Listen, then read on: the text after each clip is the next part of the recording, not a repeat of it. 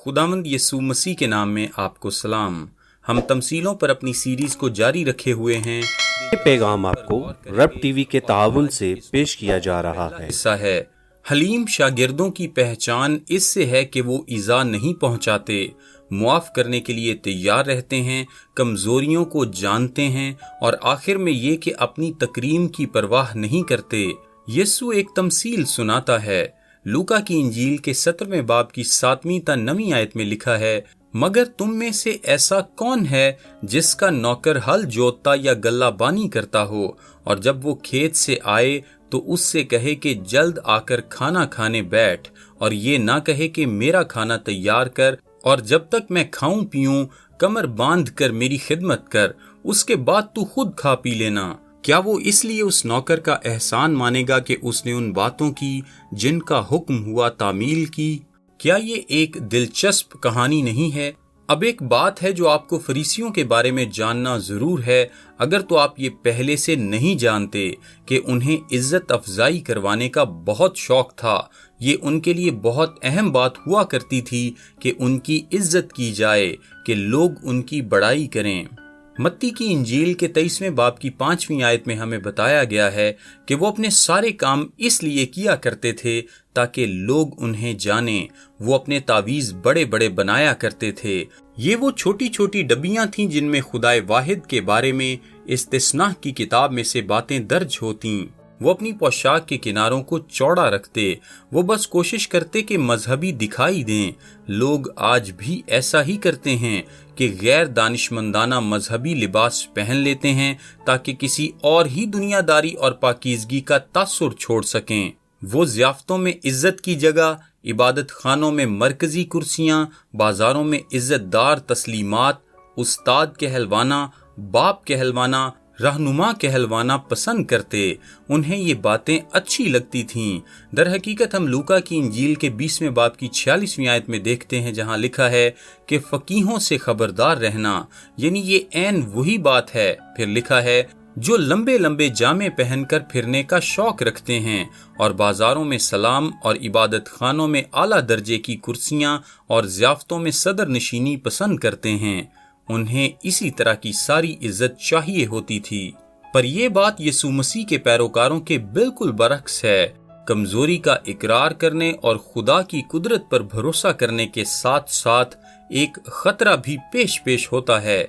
जैसे जैसे खुदा आपको इस्तेमाल करना शुरू करता है, पैगाम आपको जैसे रब जैसे टीवी आप के एक ताउन ऐसी से जिंदगी पेश किया जा गुजारते रहा हैं है जो उसको जलाल देती है, जैसे जैसे आप वफादारी के साथ उसके कलाम की तालीम देते हैं और जैसे जैसे आप एक रूहानी जिंदगी की मिसाल कायम करते हैं और जैसे जैसे आप फजल और रहम का इजहार करते हैं, तो आप जो कि अभी भी बतौर इंसान जिस्म में हैं और इसी तरह मैं भी, तो हम अपने बारे में ये सोचना शुरू कर देते हैं और कहते हैं कि एक बात सबको मालूम होनी चाहिए कि मैं मसीही जिंदगी के मामले में हरगिज बुरा नहीं। मेरी जिंदगी एक गहरा असर छोड़ रही है। मेरे वसीले से फलां शख्स यहाँ मसीह के पास आया था और फलां शख्स वहाँ, और मैं तो सच्चाई की तालीम देता हूँ और मेरी जिंदगी में नज़्म ज़ब्त मौजूद है जिसे मैं पसंद करता हूँ, और मैं तो इन सब लोगों के साथ काफी मेहरबानी से रहता हूँ।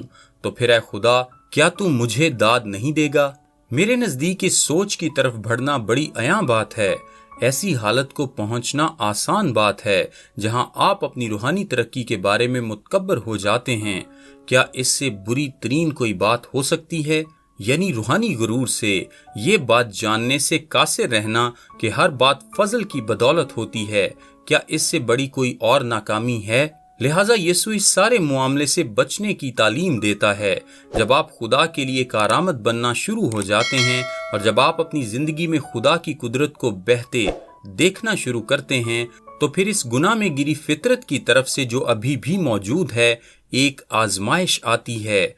वो गैर निजात याफ्ता इंसानियत जो कि आपको ये महसूस कराए कि आप बहुत अच्छा काम कर रहे हैं और खुदा के लिए जरूरी है कि वो आपसे मुतासिर हो जाए। और बिलाशुबा फरीसी ऐसे ही थे जो चाहते थे कि लोग उनसे मुतासिर हो जाएं, क्योंकि वो यकीन रखते थे कि खुदा तो उनसे मुतासिर था ही। यीशु एक बड़ी सादा कहानी के जरिए से इस बात की तरफ तवज्जो दिलाता है। लिखा है, तुम में से ऐसा कौन है اور یہ اصل میں سوال کی صورت میں ہے، جیسے وہ اکثر کیا کرتا تھا کہ جس کا نوکر ہل جوتتا یا گلہ بانی کرتا ہو۔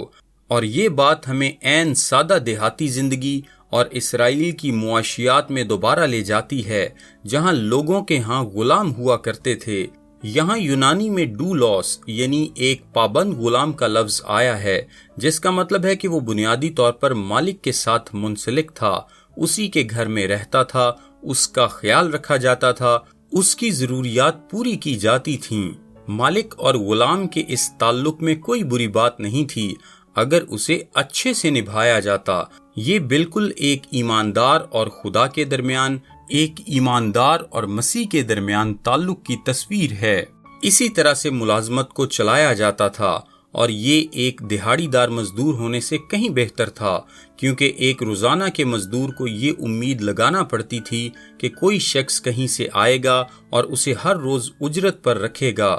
یوں اسے بازار میں واپس جانا ہوتا اور اس امید میں کھڑے رہنا پڑتا کہ ایسا ہوگا۔ لیکن ایک ڈولوس کسی مالک کے ساتھ جڑا ہوتا اور اس کی دیکھ بھال ہوتی، ایک خاندانی فرد کی مانند گھر میں رکھا جاتا اور اپنے کام وہیں کرتا۔ لکھا ہے، تم میں سے ایسا کون ہے جس کا ڈولوس ہل جوتتا یا گلہ بانی کرتا ہو، اور جب وہ کھیت سے آئے تو اس سے کہے کہ جلد آ کر کھانا کھانے بیٹھ۔ اب یہ ایک چھوٹے کھیت کا منظر ہے، غالباً ایک ہی نوکر والے گھرانے۔ یہ پیغام آپ کو رب ٹی وی کے تعاون سے پیش کیا جا رہا ہے۔ شخص ہے جو ایک طرح سے ہر کام کرتا ہے، اسے بھیڑوں کا خیال رکھنا پڑتا ہے، اسے کھیت کا خیال رکھنا پڑتا ہے، اور پھر اس کا کام یہ بھی ہے کہ کھانا تیار کرے۔ اب تم میں سے کون ہے جو اسے یہ کہے جب وہ کھیت سے واپس آئے کہ واہ، تم نے تو بہت اچھا کام کیا ہے، اب بیٹھ جاؤ اور جوتے اتار دو اور میں تمہاری دیکھ بھال کرتا ہوں۔ بہرحال اسی طرح سے یہ سارا نظام چلا کرتا تھا۔ اس کے پاس ایک کام تھا، اسے پوری سمجھ تھی کہ اس کی نوکری کا کیا تقاضا تھا، اور جو کام کا تقاضا تھا وہ یہ تھا کہ آپ دن کے لمبے وقت میں کام کریں گے، اور آپ کھیت کا خیال رکھیں گے، اور آپ بھیڑوں کا دھیان رکھیں گے، اور جب آپ واپس آئیں تو آپ کو کیا دیا جائے گا، اور کام ابھی اس وقت تک ختم نہیں ہوا جب تک مالک کو کھانا نہ فراہم کر دیا جائے۔ لہٰذا ہر کوئی جواب جانتا تھا۔ تم میں سے ایسا کون ہے جو اس سے کہے کہ جلد آ کر کھانا کھانے بیٹھ؟ کوئی بھی نہیں، کوئی نہیں کہے گا، کیونکہ ایک نوکر کے لیے لازم یہ ہے کہ وہ اپنا کام کرے۔ چنانچہ 8ویں آیت میں لکھا ہے، اور یہ نہ کہے کہ میرا کھانا تیار کر، یہ تیری ذمہ داری کا حصہ ہے، اور اپنے مناسب کپڑے پہن اور میری خدمت کر۔ یہاں اندر ایسے نہ آنا کہ بھیڑوں کی بدبو لیے ہو اور گندگی ساتھ ہو۔ جا نہا دھو اور میرے لیے کھانے کو کچھ لا، اس کے بعد تو خود کھا پی لینا۔ پھر 9ویں آیت میں لکھا ہے، کیا وہ اس لیے اس نوکر کا احسان مانے گا کہ اس نے ان باتوں کی جن کا حکم ہوا تعمیل کی؟ یہ بڑی دلچسپ بات ہے، کیا ایسا نہیں ہے؟ یہ سب کے سب ایسے سوالات ہیں جن کے لیے جواب کی ضرورت نہیں ہوتی، کیونکہ ہر کسی کو جواب کا علم ہوتا ہے۔ وہ سب جانتے ہیں کہ مالک کیا کہے گا، مجھے کھانا کھلا اور پھر اندر آنا اور کھا لینا۔ وہ سب سمجھتے تھے کہ وہ اس کا شکر ادا نہیں کرے گا۔ وہ لفظ جو یونانی میں یہاں خارس کے طور پر آیا ہے، اس کا مطلب ہے فضل، اور وہ اس شخص پر اس لیے مہربانی نہیں کرے گا کہ اس نے کوئی خاص کام کیا ہے۔ وہ کوئی رضاکار نہیں ہے، وہ ایک غلام ہے، اور اس نے وہی کیا ہے جو اسے کرنا چاہیے تھا۔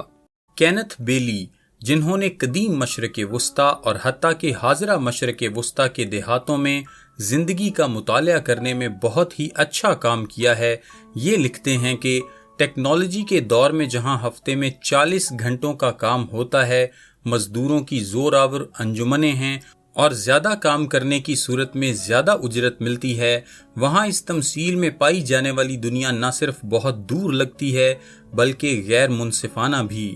کھیت میں ایک طویل کٹھن دن گزارنے کے بعد ایسا نوکر واقعی یہ حق رکھتا ہے کہ کچھ حوصلہ افزائی، کچھ تسکین، کچھ فوائد حاصل کرے۔ لیکن یسوع مسیح مشرق وسطیٰ میں ایک جانے پہچانے اور وسیع طور پر قابل قبول رویے کے نمونے کی روح سے بات بڑھا رہا ہے۔ मालिक और नौकर का रिश्ता, चाहे इसकी कदीम या जदीद सूरत हो, किसी के इख्तियार को कबूल करने और उस इख्तियार की फरमाबरदारी को जाहिर करता है, और ये इज्जत की बात है। मकसदियत, अहमियत, तहफ़्फ़ुज़ और रिश्ते की ये खसूसियात अक्सर ही अलमनाक तौर पर दौरे जदीद के 40 घंटे हफ्तावार काम करने वाले मेहनती कारकुन की ज़िंदगी से गायब हैं। ये वफादारी, ताबेदारी, बेहद सख्त मेहनत को पेश करता है। बेली मजीद बताता है कि यकीनन मशरिक़ वुस्ता के सामईन में कोई भी शख्स ये सोच भी नहीं सकता था कि अपना काम ख़त्म करने के बाद कोई नौकर किसी खास इज्जत अफजाई की तवक्को रखेगा। मालिक खेत में हल जोतने या भेड़ों की गलाबानी करने के बायस उसका मकरूज नहीं हो गया। हम तो किसी बेहिस मालिक की तरफ से मुसल्लत की गई कठिन घड़ियों की बात नहीं कर रहे, बल्कि दिन के कदरे कम वक्त के कामों में अमूमी तौर पर पाए जाने वाली तवक्कुआत की बात कर रहे हैं। लिहाजा हर कोई जानता है कि उसने महज ये पैगाम आपको रब टीवी के ताउन से पेश किया जा रहा है। 10वीं आयत में इसका इतलाक किया, लिखा है, इसी तरह तुम भी जब उन सब बातों की जिनका तुमको हुक्म हुआ तामील कर चुको तो कहो कि हम निकम्मे नौकर हैं। जो हम पर करना फर्ज था वही किया है। अपनी कमर पर थपकी ना दें और ये ना सोचें कि खुदा वाकई ही मुतासिर हो रहा है और वो आप पर कोई खास मेहरबानी करने का पाबंद है। आपको अपना अजर आसमान पर मिलेगा। हम यहाँ आदमियों को खुश करने की खातिर कुछ करने के बारे में बात नहीं कर रहे हैं। आप नौकर का जब वो काम करता है शुक्रिया अदा नहीं करते जो कि उसे करना लाजिम है, और जब आपने और मैंने वो सारे काम कर लिए हैं जो हमें करना थे तो फिर हम किसी खास इनायत के मुस्तहिक नहीं बन जाते, गोया कि अब खुदा हमारा मकरूज हो गया है।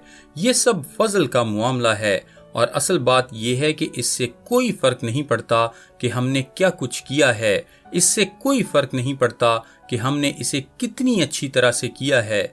हम तो कभी भी उस काम को करने के काबिल नहीं थे जिसके लायक खुदा है, लिहाजा हम निकम्मे नौकर हैं। मैं उन तमाम इज्जत अफजाइयों और इनामात और तख्तियों और ऐसी बातों को नापसंद करता हूँ। ये कई बातों में ठीक है, लेकिन खुदा की बादशाही में नहीं। इससे कोई फर्क नहीं पड़ता कि हमने क्या किया है। हमें ये कहना ही होगा कि मैं निकम्मा नौकर हूँ। सारे का सारा मामला हलीमी का है। हलीम लोग इज्जत को रद्द करते हैं। वो जानते हैं कि खुदा उनका मकरूज नहीं।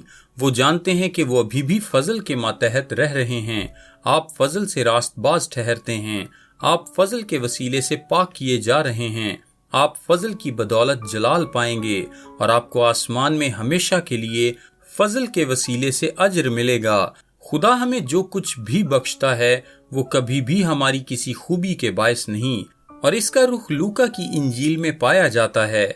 आपको याद होगा जब यीशु हमें अपनी ज़ियाफत में लाता है और हमारी मेहनत खत्म हो जाती है, वो हमें बिठाता है और वो हमारी खिदमत गुजारी करता है। ये बात उनकी जरा भी तवक्को के बरखिलाफ थी, लेकिन ये बात आसमान में वाक़े होगी। ये हमारे आसमानी अजर में शामिल है।